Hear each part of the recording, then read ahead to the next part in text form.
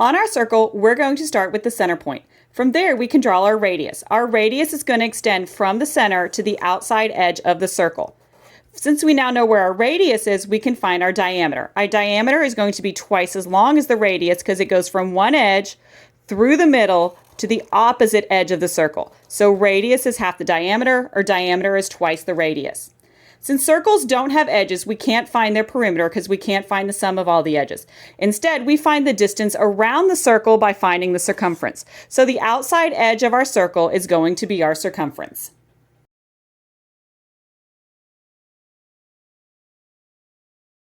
Use the given information to find the diameter of the circle. Well, right now we know the radius because it goes from the center of the circle to the outside edge.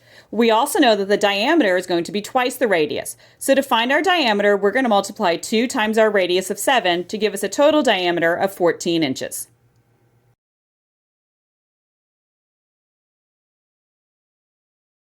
Use the given information to find the radius of the circle. Well, here we can see we have the diameter. It goes from one edge through the center to the opposite edge of the circle. Well, our radius is always half the length of the diameter, so we have two choices. To find our radius, we can do diameter times 2, or we can multiply 1/2 times diameter.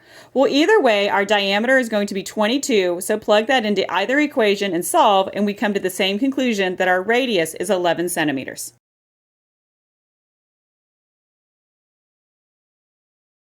Use the given information to find the circumference of the circle. Well, right now we know we have a diameter of 18 millimeters, so to find the circumference, we're going to use the equation pi times diameter.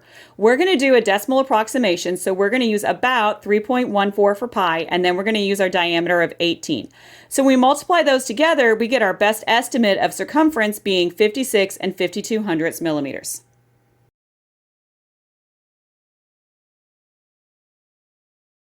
Use the given information to find the area of the circle. Well, to find the area of the circle, we need to do area is pi times radius squared.